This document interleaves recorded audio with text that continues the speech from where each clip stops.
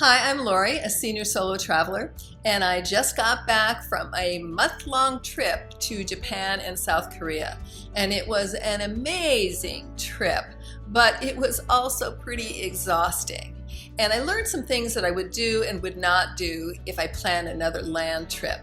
So I thought I would share with you my journey as a travel diary, and that way you can learn from my mistakes and my successes, especially you senior solo travelers out there. So here we go. Tokyo, day one. I started my journey in Tokyo and had a huge list of places I wanted to explore. Tokyo is a huge city and very crowded, and I didn't want to spend the day trying to master public transportation. So I decided to buy a 2-day pass for a hop-on, hop-off bus. The hop-on bus, let's call it, had 3 different loops with a central meeting station. My hotel was in the green loop, so I met at the pickup spot and got off on the first stop to see the Meiji Shrine. I asked the bus attendant which direction, and I started walking in the direction she pointed.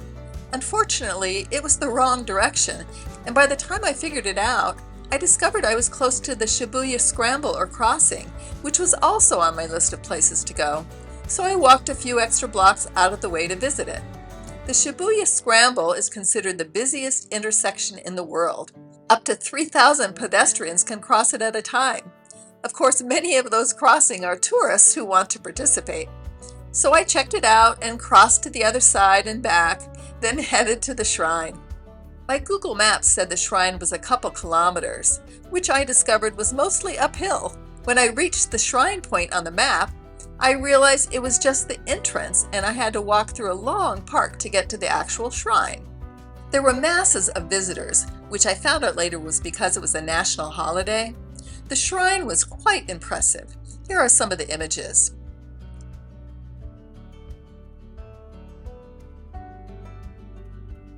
They had some sort of event going on, but when I tried to get closer to take pictures, I was reprimanded. So I stayed on the periphery and took in as much of it as I could. After seeing as much as I could see, I looked at my watch and discovered I had already walked 10,000 steps, and the hop-on bus was supposed to prevent me from overdoing it. I checked the time for the next bus to arrive and discovered it wasn't for over 3 hours.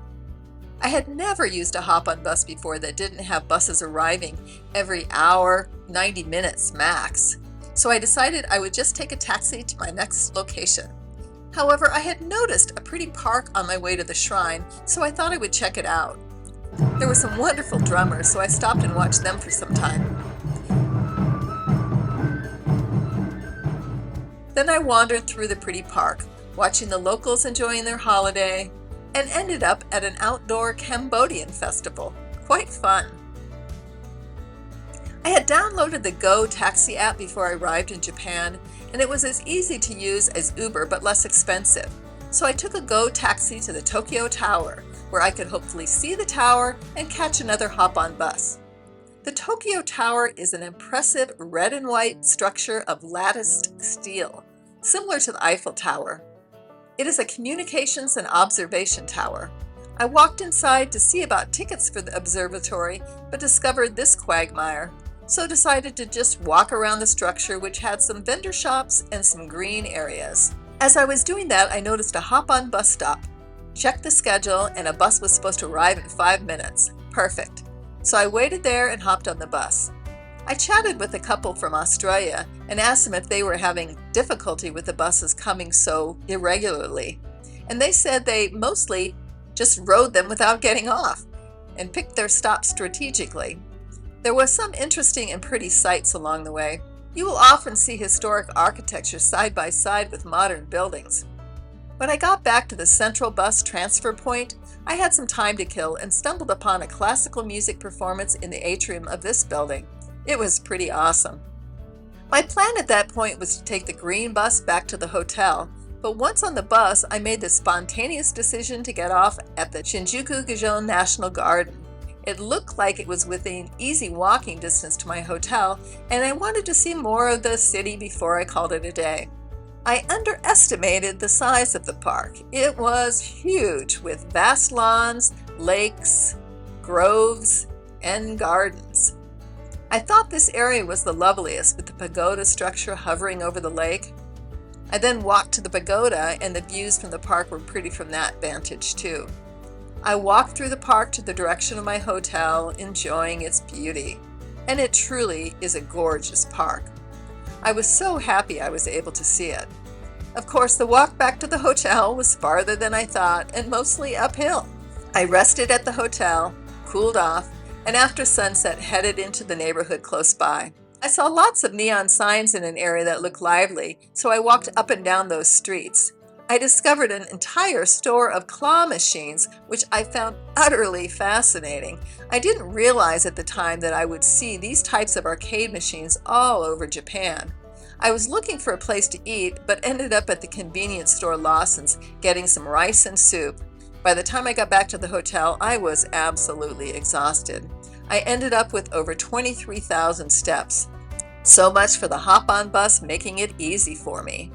Tokyo Day 2. I decided not to rely solely on the hop-on bus today, which didn't arrive to my hotel area until 10:30, which was a little late if I wanted to get a full day of touring in. Instead, I took a taxi in order to arrive at the Tennoji Temple at 10 a.m. opening time. I arrived a little early and no one was there. At 10, it didn't open. So I took my shoes off and walked around the building. It was nice to be there with no people and have free rein, especially after the craziness of the Meiji Shrine the day before. Here are a few images of the peaceful temple. There was also an interesting cemetery next to it. My next destination was Ueno Park, which was a fairly short walk, but when looking at Google Maps, I discovered a whole bunch of temples nearby. So I walked through a neighborhood and saw about 8 of them. Some of them looked to be converted to homes, and some of them used as temples. It was incredibly quiet, with an occasional sound of a crow. All in all, a very special morning that was filled with quiet beauty. I found my way to Ueno Park, which was also massive. Once there, I noticed a ticket booth for entrance to a peony garden, so I walked through it. Here are some pretty images of the peonies and other flowers.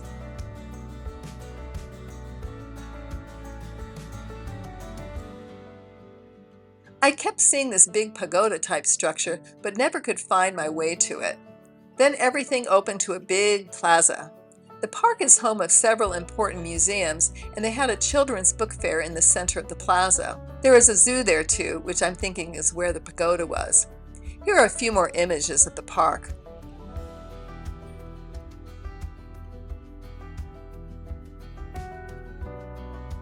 After exploring the park and grabbing some lunch, my plan was to connect to the hop-on bus there. I knew they had a stop there, but I could never find the actual location of it, and the hop-on brochure and app were useless in helping me. I wandered quite a bit looking for it, then gave up and took another taxi. I went to Akihabara, which is considered the techie hub. This was one of my favorite places in Tokyo. It was so fun, with store after store of manga figurines, claw machines, and vending machines. Of course, I had to try my luck at some of the machines, and finally scored a tiny stuffed Hello Kitty. This place may not be for every taste, but I was fascinated by the density of the stores, the fun and silly merchandise, the plethora of games, and the masses of people. This little store I encountered was so small, but about 6 floors high, all with manga figurines. It was packed. After exploring some of the shops and arcades, I was enjoying walking around the neighborhood when I saw a hop-on bus sign, so decided to seize my opportunity and wait for it. It took me back to the central exchange spot near the Mitsubishi building. I had an hour before my green bus was supposed to arrive, so I looked for a restaurant close by to grab some lunch. I found a restaurant that had one open place at the bar and ate there. I rushed back to catch my bus at the designated time, but waited 40 minutes for it to arrive. I was getting more and more irritated with this hop-on bus. After getting back to the hotel, I had planned to rest and go out again, but was too tired. It was another day of over 15,000 steps. Instead, I stayed up planning for the next day. I got on Viator.com and booked a tea service and private guide for the next day. Tokyo Day 3. My plan for the day was to go to the Meguro River Park, where there are all these cherry trees arching over the river. I knew they weren't in bloom, but thought it might still be pretty. But no, it was a swampy river with a couple spots of interest, but not worth the trip. I then walked to the Kira Asakura House, which was an historic home built in 1919. Alas, it was closed, so my day was not starting out too well. I had read about a Starbucks roastery which was nearby and was supposed to be a point of interest, so I walked there since it was close. I'm not a coffee drinker, but it was a pretty interior, so I just snapped a couple pictures and left. I then arranged a taxi to take me to the Sakurai Japanese Tea House, where I had scheduled the tea service. I got there 90 minutes early, so wandered a bit, but I was too tired from the previous 2 days that I ended up just finding a bench and people watching. Finally, it was time for the tea service, and it was definitely worth the trip. It was just a beautiful ceremony. I paid for the service that included 4 teas and some Japanese treats. Unfortunately, after drinking the 3rd tea, I realized I had overdone the caffeine and was starting to quiver. I heard another tourist saying the same thing. So I didn't drink much more than a taste of the last one, which was a bowl of frothing matcha. Definitely too much caffeine, but a lovely ceremony and ritual. I would highly recommend it. I returned by taxi to the hotel and eventually met the private guide I had booked for a walking tour around Shinjuku. She was a wonderful guide and took me to the observatory deck at the Tokyo Metropolitan Government Building. It gave 360-degree views of the city and was free because it is a public building. We then walked to the Omoide Yokocho, I think that's how you pronounce it, which is a maze of small alleys crammed with izakaya-type restaurants. It is also known as Piss Alley. Yes, it was named for its early years where the criminals would drink and relieve themselves on the streets. This is obviously not the practice today, but Piss Alley still has a fairly seedy feeling. It is a series of small shops stuffed as tightly as possible into narrow alleys, usually only wide enough for a person to walk through. Some people have said that Piss Alley reminds them of a scene straight out of Blade Runner, and I wouldn't disagree. We ate at one of the mini restaurants and was served food on skewers. Then we walked through Kabukicho, the red light district, then Golden Gai, a network of 6 narrow alleyways with 240 bars. There is usually a bar at street level, but then you walk up some very steep and narrow stairs. There are bars on a higher level. I had to wonder if people drink too much, how they managed to get down these stairs. She took me by the Hanazono Shrine, where there is a rite for couples to walk through this short promenade to increase their fertility. We then walked to the basement level department stores called Depachika, where there is all this beautiful dessert food. It almost looks too pretty to eat. My guide told me that this is where you go to buy something as a gift, but that it is too expensive to purchase for yourself. I had told my guide that I had yet to use the trains and that Shinjuku Station was intimidating.